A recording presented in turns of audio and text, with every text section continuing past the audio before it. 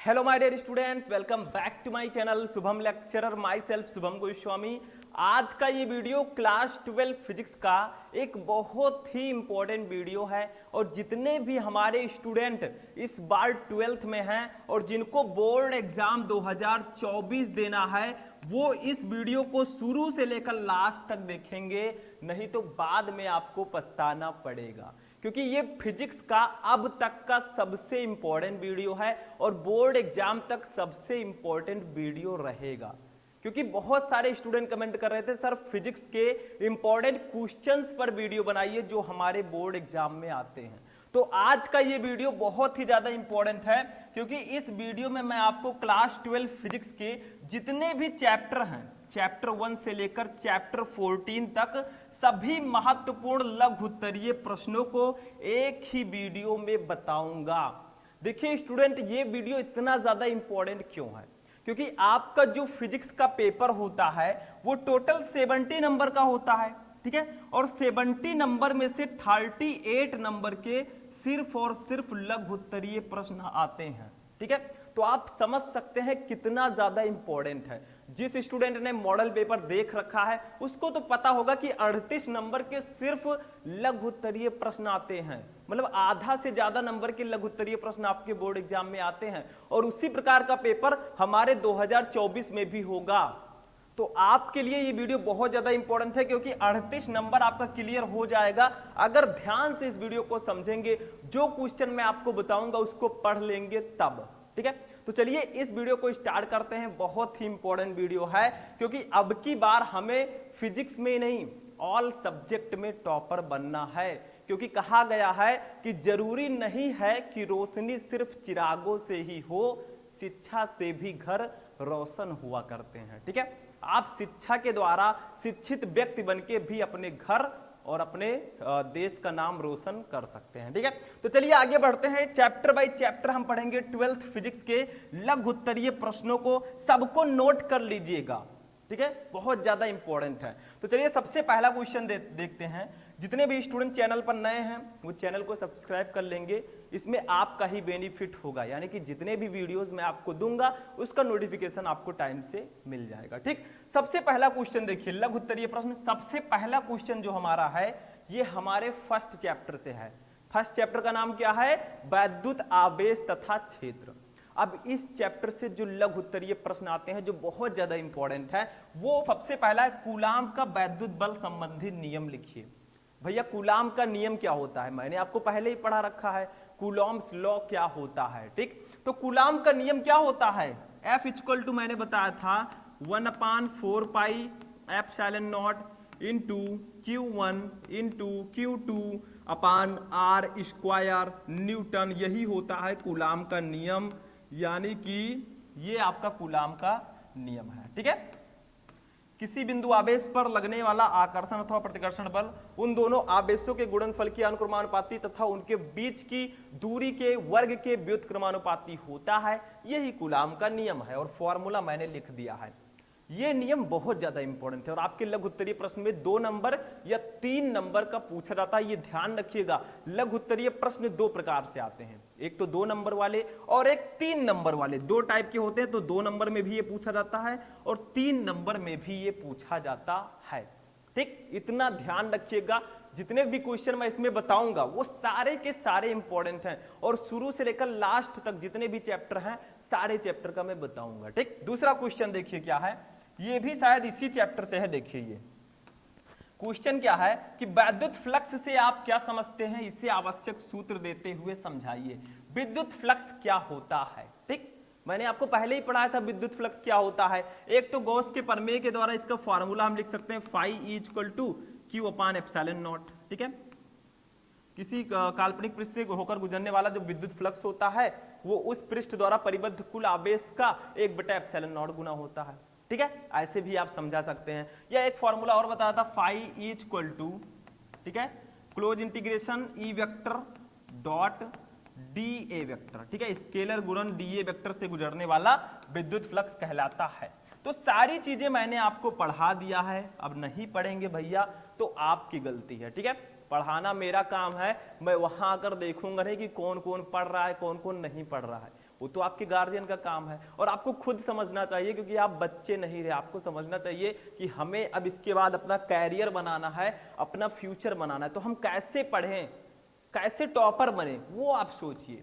ठीक है, हमेशा अपनी थिंकिंग को अपर लेवल में रखिए। ठीक है, मतलब अपनी सोच को हमेशा ऊपर रखिए। छोटी छोटी चीजें तो आसानी से मिल जाएंगी। ठीक है, सोच बदलो, नजारे बदल जाएंगे ऑटोमेटिक। ठीक, तो दूसरा क्वेश्चन आपका ये है जो बहुत ज्यादा ही इंपॉर्टेंट है। आगे देखते हैं थर्ड क्वेश्चन क्या है।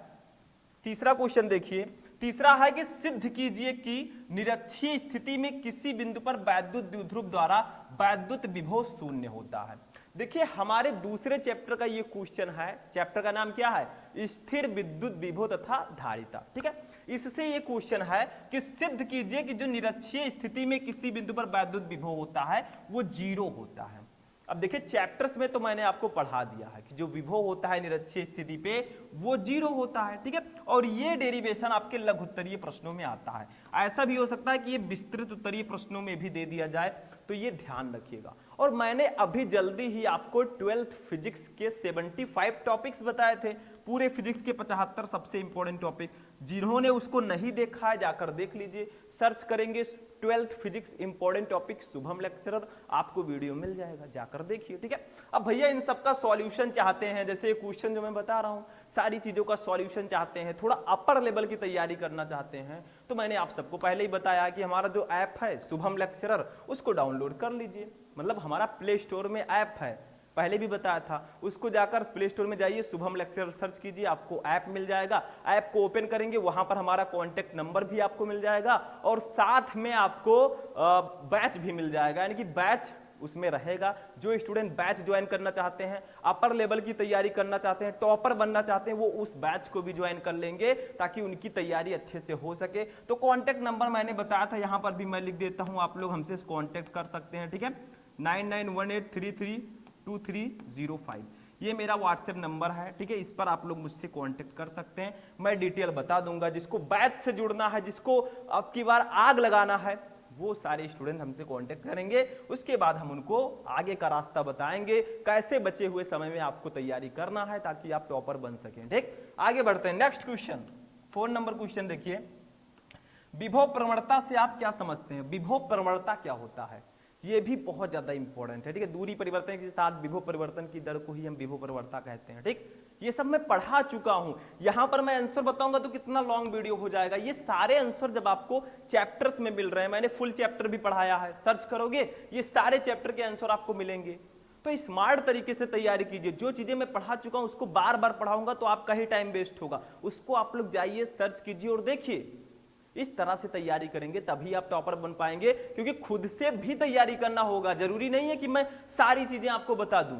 ठीक है, कुछ टॉपिक्स ऐसे भी होंगे जो आपको खुद से पढ़ने होंगे, न्यूमेरिकल्स हो गए या कुछ और चीजें, वो आपको खुद से पढ़ने होंगे। ठीक, समझ में आया? आगे देखते हैं। नेक्स्ट क्वेश्चन देखिए, 5 नंबर क्वेश्चन हमारा क्या है? देखिए, ये हमारा सेकेंड चैप्टर का ही क्वेश्चन है, स्थिर विद्युत विभव तथा धारिता का ही। देखिए, किसी वैद्युत द्विध्रुव के अक्षीय अक्ष यानी कि अनुदैर्ध्य स्थिति पर स्थित किसी बिंदु पर वैद्युत विभव का सूत्र स्थापित कीजिए। यानी कि विद्युत द्विध्रुव की अक्षीय स्थिति पर आपको विद्युत विभव का फॉर्मूला निकालना है। अब बहुत सारे स्टूडेंट कहेंगे सर फर्स्ट वाले चैप्टर में तो बहुत सारे डेरिवेशन थे, उसमें आपने नहीं बताया। देखिए, फर्स्ट चैप्टर के डेरिवेशन विस्तृत उत्तरीय प्रश्नों में आते हैं और उसका भी मैं जल्द वीडियो लेकर आऊंगा। पूरे चैप्टर के महत्वपूर्ण विस्तृत उत्तरीय प्रश्न कितने स्टूडेंट चाहते हैं? इस वीडियो को लाइक कीजिए ज्यादा से ज्यादा, ताकि वो वीडियो मैं जल्दी ही लेकर आऊं। ठीक है, तो वो सब विस्तृत उत्तरीय में आते हैं। जो सेकंड चैप्टर है इसमें कुछ डेरिवेशन है जो लघु उत्तरीय में भी आते हैं, जो मैं बता रहा हूं। ठीक है, तो ये 5 नंबर क्वेश्चन है। चलिए नेक्स्ट क्वेश्चन देखते हैं। अब देखिए स्टूडेंट, जो हमारा नेक्स्ट क्वेश्चन है वो क्या है? देखिए, अब तीसरे चैप्टर पर आते हैं भैया। थर्ड चैप्टर जो हमारा है उसके लघु उत्तरीय प्रश्नों को देखते हैं। देखिए, धारा घनत्व J से आप क्या समझते हैं? इसका मात्रक MKS पद्धति में लिखिए। तो धारा घनत्व J इक्वल टू क्या होता है, ये मैंने आपको बताया है चैप्टर जब मैं पढ़ा रहा था, और आगे भी मैं पढ़ाऊंगा फुल चैप्टर, टेंशन नहीं लेने का। ठीक है, तो J इक्वल टू होता है NEVD, ये मैंने बताया था। J है धारा घनत्व। ठीक है, J क्या है? धारा घनत्व। और मैंने बताया था J इक्वल टू I/A भी होता है धारा घनत्व का फॉर्मूला। ठीक, तो ये 2-3 फॉर्मूले हैं। ठीक, इस तरह से आप बहुत आसानी से निकाल सकते हैं। तो ये आपका J equal to n VD होता है। N है नंबर ऑफ इलेक्ट्रॉन्स, इलेक्ट्रॉनों की संख्या, E है इलेक्ट्रॉन पर आवेश, VD है ड्रिफ्ट वेलोसिटी यानी कि अपवाह वेग या अनुगमन वेग, यहां पर I धारा है, A है क्षेत्रफल एरिया। ठीक है, तो दो फॉर्मूले मैंने आपको बता दिए, इसका डेफिनेशन भी मैं बता चुका हूं और आगे भी बताऊंगा। टेंशन नहीं लेने का, जो भी टॉपिक नहीं पढ़ाया गया वो सारी चीजें पढ़ाई जाएंगी। पहले क्वेश्चन को कवर कर लें, उसके बाद क्वेश्चन का सीरीज चलाएंगे, पूरे सीरीज में सारे क्वेश्चन का आंसर हम पढ़ेंगे। ठीक, चलिए आगे बढ़ते हैं। नेक्स्ट क्वेश्चन 7 नंबर क्वेश्चन देखिए क्या है, किसी सेल के विद्युत वाहक बल से क्या तात्पर्य है, यानी कि what the electromotive force, EMF क्या होता है, विद्युत वाहक बल क्या होता है सेल का। ये भी बहुत ज्यादा इंपॉर्टेंट क्वेश्चन है, इसको भी नोट कर लीजिएगा। आगे आगे मैं आंसर बताता रहूंगा, बस आप लोग नोट करते हुए चलिए जो मैं क्वेश्चन बता रहा हूं। ठीक है, और नोट्स भी मैं आपको दे रहा हूं, मैंने बताया शुभम लेक्चरर ऐप में सारे नोट्स आपको मिल जाएंगे, चाहे वो लघु उत्तरीय हो चाहे विस्तृत उत्तरीय हो, तो जाकर डाउनलोड कीजिए, देर मत कीजिए। ठीक है, 8 नंबर देखिए, किसी चालक में प्रवाहित धारा तथा इसमें मुक्त इलेक्ट्रॉनों के अपवाह वेग में संबंध स्थापित कीजिए। देखिए, अपवाह वेग को ही हम अनुगमन वेग भी कहते हैं, दोनों सेम ही है और दोनों का इंग्लिश सेम है, ड्रिफ्ट वेलोसिटी। ठीक है, तो आपको करना क्या है, किसी चालक में प्रवाहित धारा तथा मुक्त इलेक्ट्रॉनों के अनुगमन वेग में संबंध निकालना है। तो देखिए I इक्वल टू होता है NE/AV/D। ठीक, ये I इक्वल टू फॉर्मूला होता है। ठीक, ये आपका फॉर्मूला होता है, लेकिन आपको संबंध निकालना है तो इसको प्रूफ करना पड़ेगा। ठीक, प्रूफ करना पड़ेगा। मैंने डायरेक्टली तो बता दिया कि I इक्वल टू NE/AV/D होता है। अब देखिए I और VD में हमें रिलेशन निकालना था, हमने फॉर्मूला बता दिया। N क्या है, नंबर ऑफ इलेक्ट्रॉन, E है इलेक्ट्रॉन पर आवेश, A है एरिया, BD है ड्रिफ्ट वेलोसिटी, I है धारा, बस। ठीक, लेकिन रिलेशन तो मैंने बता दिया, फॉर्मूला मैंने बता दिया, इसको प्रूफ भी मैं ही करवाऊंगा लेकिन नेक्स्ट क्लास में। ठीक, तो ये हो गया आपका। नेक्स्ट देखिए 9 नंबर देखिए क्या है, विशिष्ट प्रतिरोध की परिभाषा लिखिए। विशिष्ट प्रतिरोध क्या होता है। ठीक है, मैंने बताया था विशिष्ट प्रतिरोध को हम रो से डिनोट करते हैं, रो इक्वल टू होता है RA/L। ठीक है, RA/L ये होता है। ठीक, तो ये होता है आपका विशिष्ट प्रतिरोध। ठीक है, विशिष्ट चालकता पूछा जाएगा तो विशिष्ट प्रतिरोध की व्युत्क्रम को ही हम विशिष्ट चालकता कहते हैं। ठीक, समझ में आ गया। तो इसका मात्रक क्या होगा अगर निकाला जाए, R है प्रतिरोध, प्रतिरोध का मात्रक ओम, A है क्षेत्रफल, क्षेत्रफल का मात्रक मीटर स्क्वायर, ऊपर ओम मीटर स्क्वायर है, नीचे है L, ये है लंबाई, इसका मात्रक मीटर, तो 1 मीटर स्क्वायर से मीटर कट हो जाएगा, इसका मात्रक ओम मीटर हो जाएगा। ठीक, बस हो गया, सिंपल सा है। चलिए आगे बढ़ते हैं, 10 नंबर क्वेश्चन देखते हैं। सारे लघु उत्तरीय प्रश्नों को हम पढ़ रहे हैं। अब ये क्वेश्चन जो है भैया, ये हमारे नेक्स्ट चैप्टर से है, चुंबकत्व, गतिमान आवेश एवं चुंबकत्व, या फिर चुंबकत्व एवं द्रव्य से शायद है। ठीक है, देखिए क्योंकि गतिमान आवेश और चुंबकत्व से ज्यादातर न्यूमेरिकल्स आते हैं, और देखिए इस वीडियो में मैंने न्यूमेरिकल्स को ज्यादा लिया नहीं है, न्यूमेरिकल्स आपको अलग से पढ़ने होंगे, और लघु उत्तरीय प्रश्नों में न्यूमेरिकल्स भी आते हैं, ये आप ध्यान में रखिएगा। न्यूमेरिकल्स को मिस नहीं करना है, क्योंकि फिजिक्स में न्यूमेरिकल्स ना हो ऐसा हो ही नहीं सकता। ठीक, तो देखिए चुंबकीय आघूर्ण की परिभाषा लिखिए, ये भी बहुत इंपॉर्टेंट क्वेश्चन है, ये भी आपको पढ़कर जाना है बोर्ड एग्जाम में। ठीक, नेक्स्ट क्वेश्चन देखते हैं, ये शायद हमारे चुंबकत्व एवं द्रव्य का क्वेश्चन है, ये हमारे चौथे चैप्टर का क्वेश्चन है, यानी कि जो हमारा गतिमान आवेश एवं चुंबकत्व चैप्टर है उससे क्वेश्चन है। देखिए बहुत इंपॉर्टेंट है, बायो-सेवर्ट का नियम समझाइए, इस नियम का उपयोग करके एक वृत्ताकार धारावाही कुंडली के केंद्र पर चुंबकीय क्षेत्र के लिए व्यंजक का निगमन कीजिए।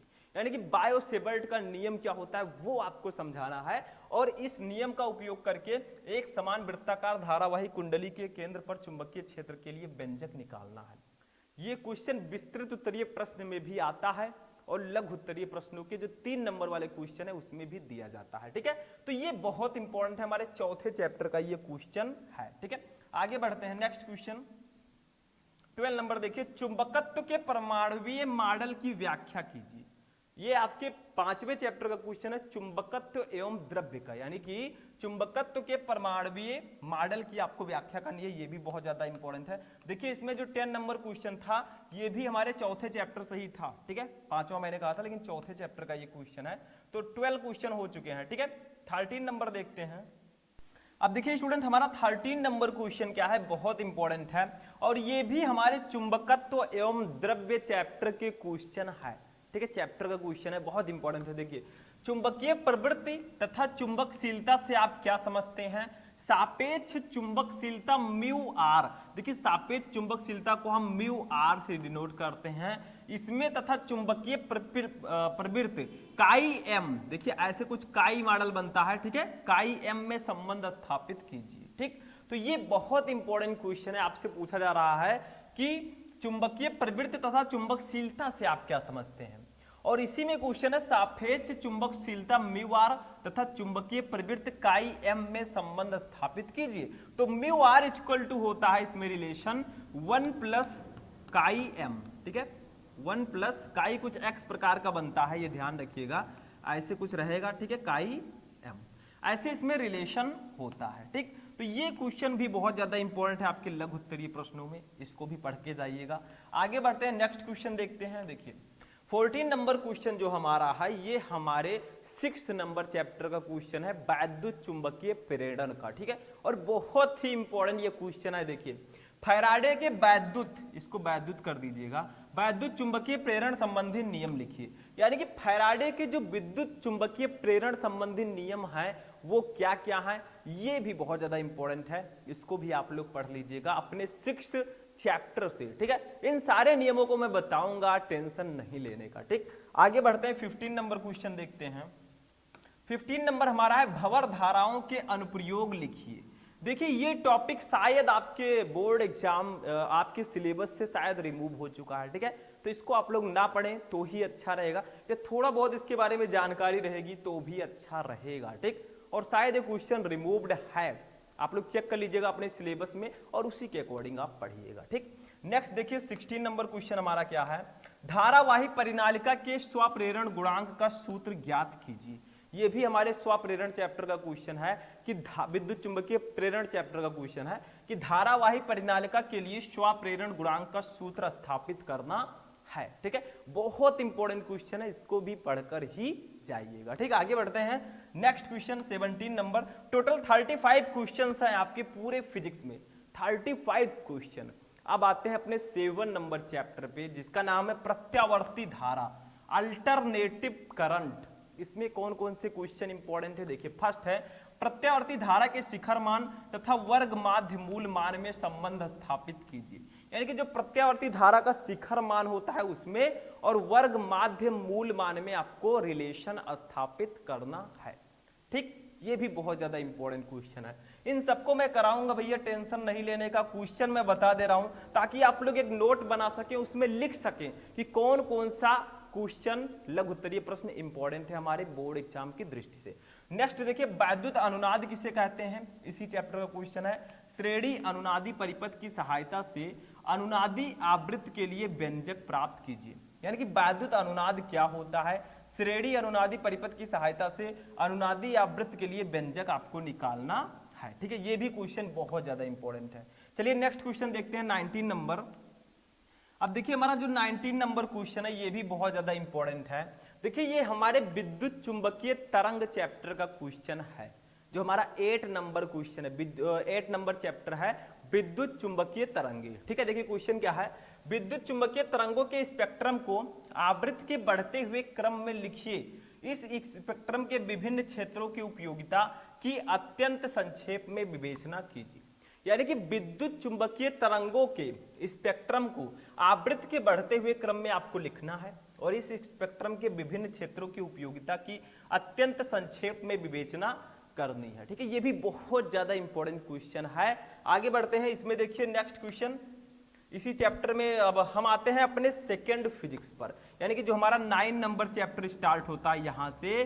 कौन सा चैप्टर, किरण प्रकाशिकी एवं प्रकाशिक यंत्र। ठीक है, इस चैप्टर से कौन कौन से क्वेश्चन इंपॉर्टेंट है, क्योंकि फर्स्ट फिजिक्स हमने कवर कर लिया, अब सेकेंड फिजिक्स के क्वेश्चंस को हम देखेंगे। ठीक, तो 20 नंबर जो हमारा क्वेश्चन है ये हमारा सेकेंड फिजिक्स का क्वेश्चन है।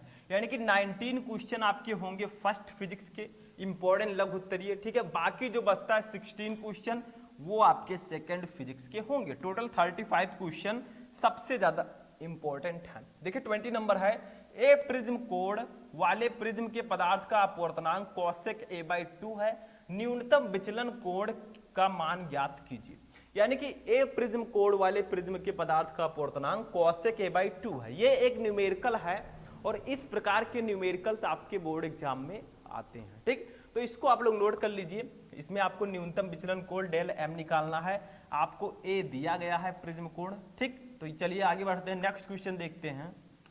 अब देखिए स्टूडेंट, हमारा जो 21 नंबर क्वेश्चन है ये क्या है, ये भी हमारे चैप्टर 9 का ही क्वेश्चन है और बहुत ज्यादा इंपॉर्टेंट क्वेश्चन है। देखिए क्या है, आप लोग हाई स्कूल से ही पढ़ते आ रहे हैं इसको। ठीक, प्रकाश के अपवर्तन से आप क्या समझते हैं, इसके नियम लिखिए। यानी कि प्रकाश का अपवर्तन क्या होता है और इसके नियम आपको लिखना है, जो बहुत ज्यादा इंपॉर्टेंट है हमारे 12th में भी।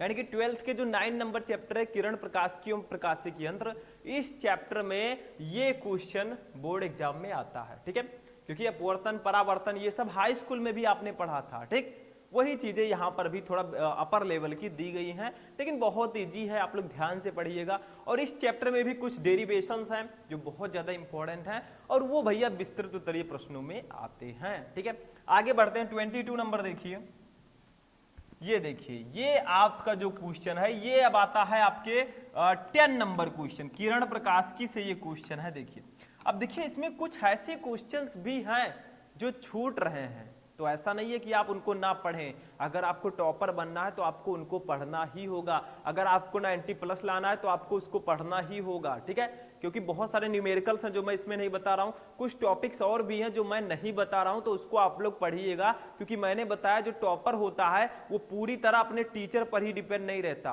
वो सेल्फ स्टडी भी करता है, सो आपको करना पड़ेगा। ठीक है, तभी तो आप आगे बढ़ पाएंगे, बढ़िया नंबर लाएंगे। ठीक है, तो देखिए दो तरंगों की तीव्रताओं का अनुपात 1:9 है। यदि दोनों तरंगे व्यतिकरण करती हो तो परिणामी तरंग की अधिकतम तथा न्यूनतम तीव्रताओं का अनुपात आपको निकालना है।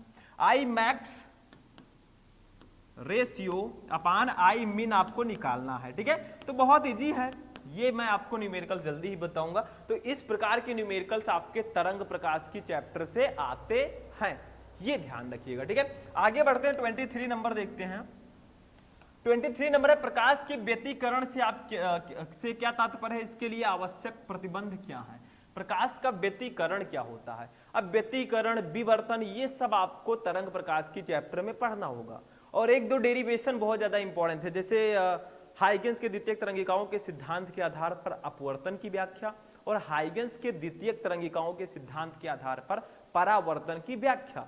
ये दोनों डेरिवेशन विस्तृत उत्तरीय प्रश्नों में बहुत ज्यादा आते हैं, तो इनको क्लियर करके ही रहिएगा। ठीक है, तो ये प्रकाश के व्यतिकरण क्या होता है, इसके लिए आवश्यक प्रतिबंध क्या है, ये भी बहुत ज्यादा इंपॉर्टेंट है, लघु उत्तरीय प्रश्नों में आते हैं, तो इसको पढ़कर ही जाना है एग्जाम देने। ठीक, आगे बढ़ते हैं। नेक्स्ट क्वेश्चन, व्यतिकरण तथा विवर्तन में क्या अंतर है, यानी कि व्यतिकरण और विवर्तन में डिफरेंस क्या होता है, ये भी आता है। ठीक, तो इसको भी पढ़ लीजिएगा। सारी चीजें मैं बहुत सारे इंपॉर्टेंट क्वेश्चन आपको बता चुका हूं और आगे भी बताऊंगा, टेंशन मत लीजिएगा। सिलेबस पढ़ा जाएगा, उसमें भी ये सारे टॉपिक कवर किए जाएंगे।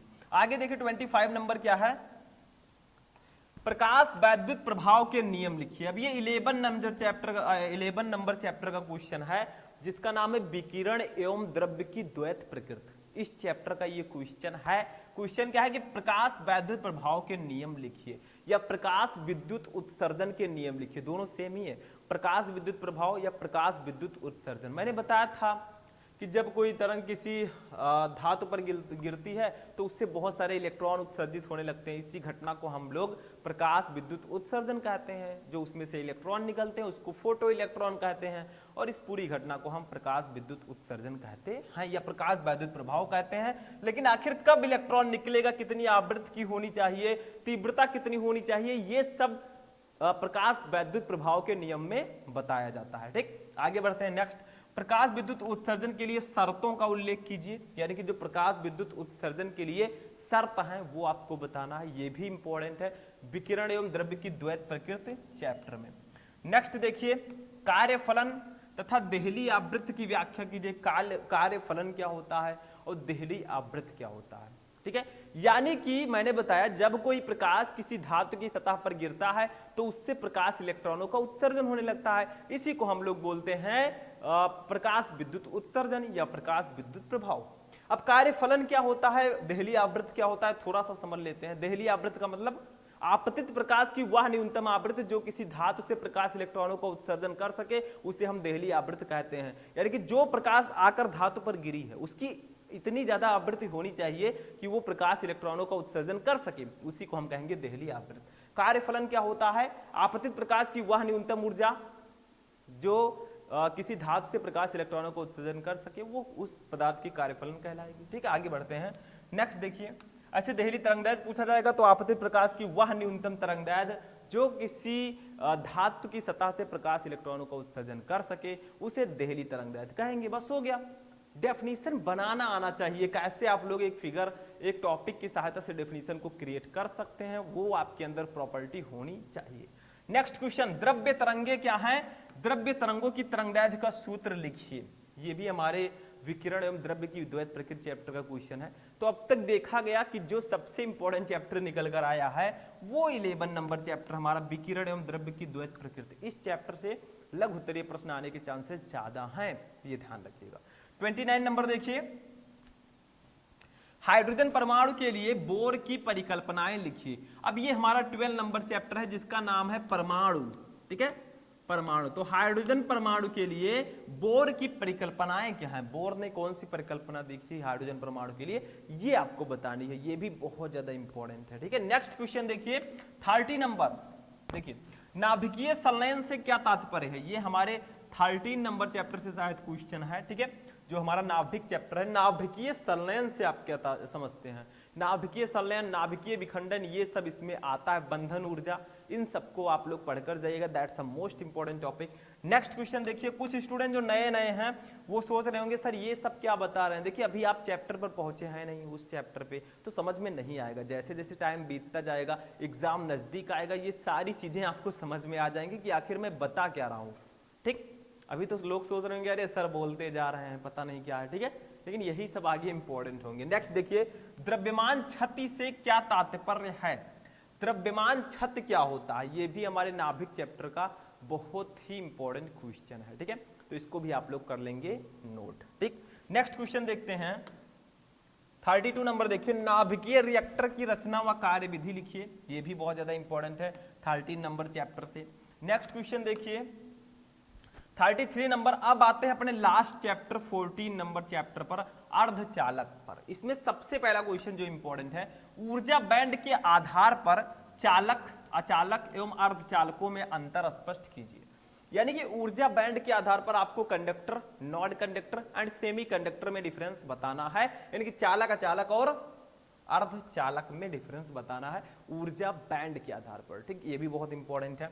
34 नंबर देखिए, फोटोडायोड की संरचना एवं कार्यविधि का वर्णन कीजिए। फोटोडायोड क्या होता है, इसकी संरचना और इसकी कार्यविधि बतानी है, दैट्स द मोस्ट इंपॉर्टेंट। और सबसे लास्ट क्वेश्चन जो हमारा है 35 नंबर, एलईडी क्या है, इसका सिद्धांत समझाइए। एलईडी में प्रयोग में आने वाले किसी अर्धचालक का नाम लिखिए। एलईडी जो लाइट इमेटिंग डायोड होता है, प्रकाश उत्सर्जक डायोड, ये क्या होता है, ये भी बहुत ज्यादा इंपॉर्टेंट क्वेश्चन है। एलईडी आप लोग जानते होंगे, एलईडी बल्ब का भी यूज करते हैं। ठीक है, वही वाली एलईडी है।